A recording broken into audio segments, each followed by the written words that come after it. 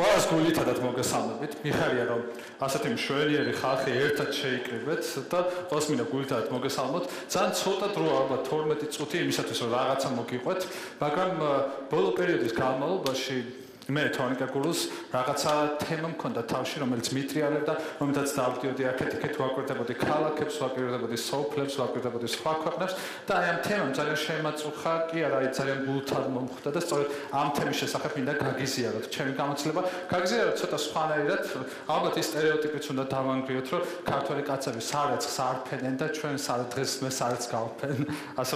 ასეთი ფორმა მოვიფიქრეთ ჩემი პრეზენტაციისთვის. ჩემი თემა ნინოს თემის რაღაცნაირი მონათესავია, შეიძლება დეიდაშვილი, შეიძლება მამიდაშვილი, რაღაცა მონათესავია თემა. მე მინდა გესაუბროთ დღეს ერთ პატარა თემაზე და ეს თემა არის storytelling-ი მარკეტინგში, მაგრამ არა ზოგადად მარკეტინგში, არამედ სოციალური სფეროს მარკეტინგში.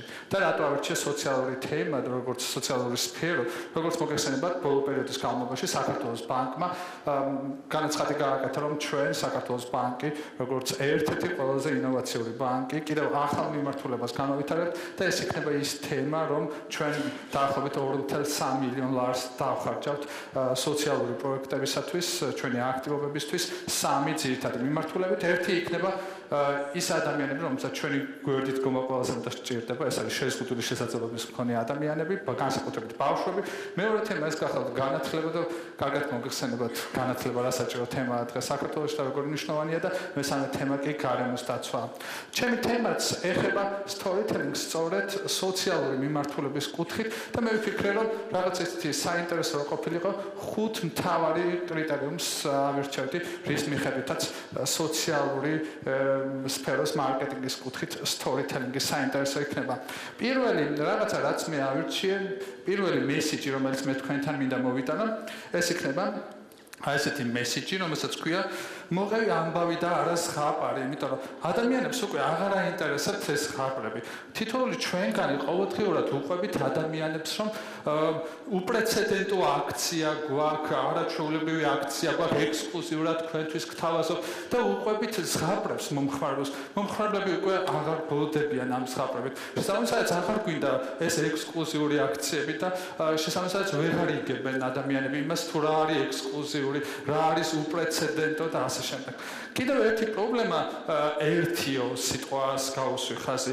ერთი ამბავის მოყოლა ძალიან მნიშვნელოვანია, რადგანაც ადამიანებს, როდესაც ბევრ რაღაცებს უყვებიან, ვერ იგებენ. ერთი პატარა ექსპერიმენტი მინდა თქვენ წინ ჩავატარო. აი თქვენ შეგიძლიათ ცოტა წინ მოიწიოთ. ერთ პატარა, აი აქ დადგეთ წინ. ჩემ წინ. ერთ პატარა ექსპერიმენტი ჩავატარო.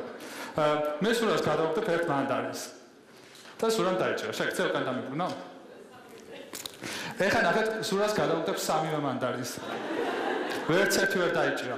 სუსტად ანალოგიურად არის მესიჯი. როდესაც ჩვენ ხშირად ხვდებით ხოლმე იმ პრობლემებში, როდესაც ჩვენ გვინდა საზოგადოებას 3 მესიჯი, 3 ამბავი, 3 ისტორია ერთდროულად მივაწოდოთ, მაგრამ ზურასნაირი მომხმარებელი ვერ იჭერს. შესაბამისად, ყოველთვის ერთი ამბავი, ერთი ისტორია უნდა მოვუყვეთ ადამიანებს და არა 3 ერთად ან 4 ერთად. თუმცა ალბათ ჩვენი უფროსები ან რაღაცა ჩვენი დამკვეთები გვეუბნებიან ხოლმე, რომ ესეც ჩაწერე, ესეც ჩაწერე ამბავში, ესეც ჩაწერე, ესეც ჩაწერე, მაგრამ რეალურად ასე არ არის. ადამიანი არის ზურას მაგალითზე ვერ იგებს ამ რაღაცას.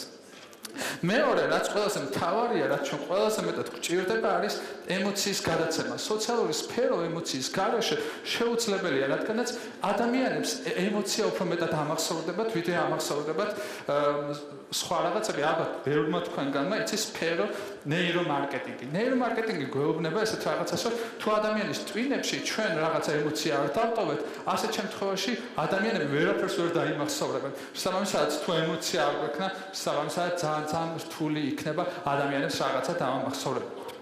ხო, შემდეგი ძალიან მნიშვნელოვანი თემა მინდა ამ ბოლო პერიოდში მარკეტერი 1000 ვიღაცა წერდა და 1000 სააგენტოები წერდნენ. შემდეგი პოინტის შესახებ თუ პუნქტის შესახებ, როგორ უნდა თქვა ქართულად კარგად, ჩართე გმირები, რომლებსაც ენდობიან და რომლებიც უყვართ. არ ვიცი, მე ბავშვობიდან ძალიან მეშინოდა ხოლმე ძაღლებს, ერთხელ ქუჩის ძაღლმა დამკბინა და რატო ფიქრობენ ორგანიზაციები, რომ ძაღლს თუ გამოიყვანენ იმისათვის, რომ ჩვენ მათ ვენდოთ, უფრო მეტად მე როგორც კლიენტს მიმიზიდავენ უშუალენ, არ ვიცი. მან რატომ ფიქრობენ ორგანიზაციები, რომ ისეთი გმირები, რომლებსაც მე ვერ უწოდებ, რომ ჩემია, ისინი უფრო მეტად შეეცდებიან, რომ ჩემი ნდობა მოიპოვონ და თავის შემაყვარონ. ეგ არ ვიცი. ერთი რაღაცა კი ვიცი, რომ მე ყოველ წელს ველოდები სანტას და ახალ წელს.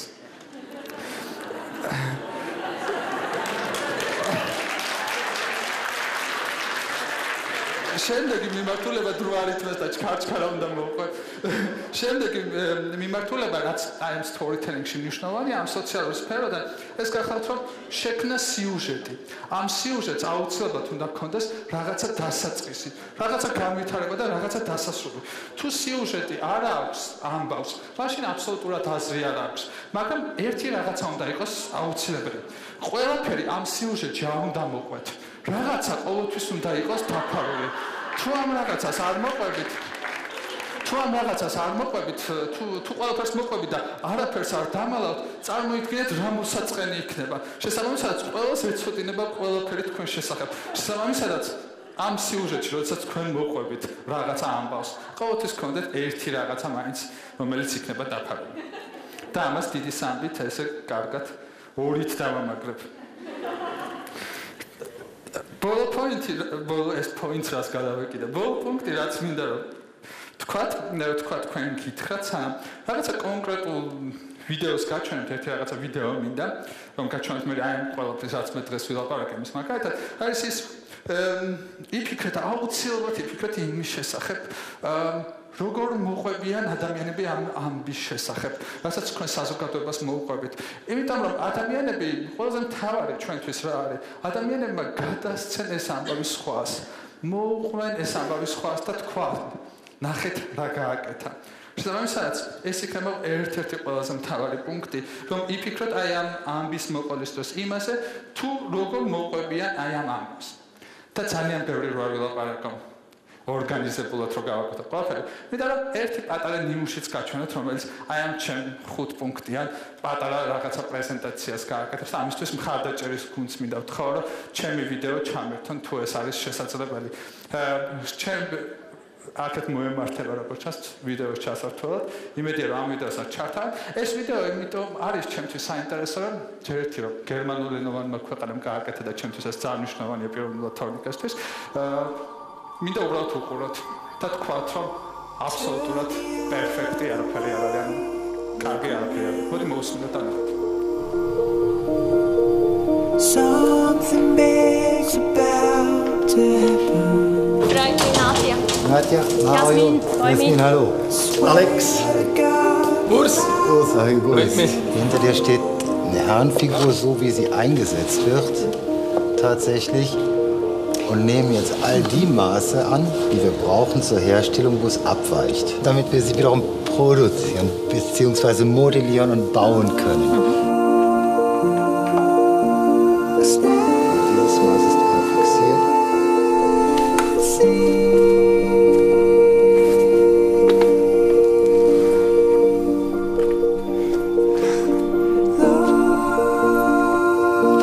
Ich denke, es ist auch ziemlich schwierig, um das genau nachzumachen.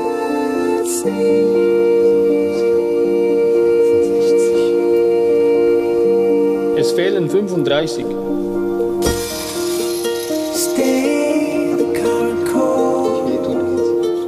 Richtig hochsportlich machen.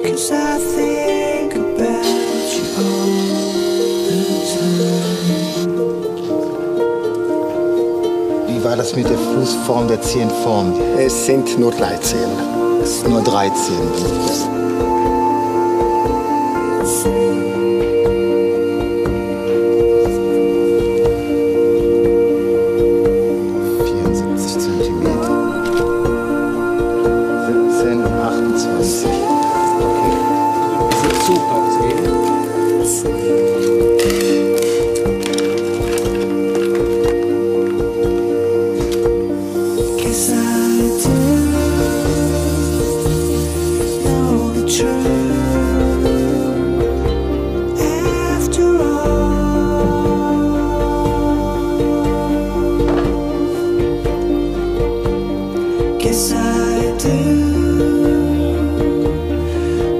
Nicht mich wundern, ob die Leute es sehen, Behinderung.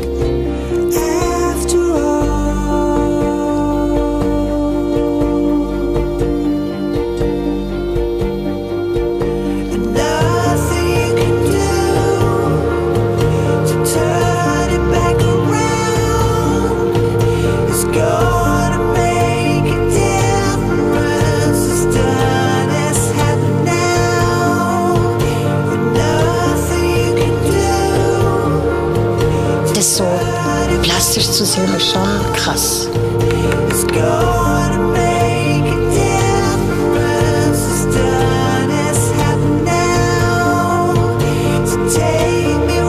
Die Leute, die dann zufällig vorbeigehen, werden, glaube ich, sehr irritiert sein. Schon noch speziell, sich so zu sehen, wenn man sich nie so im Spiegel anschaut.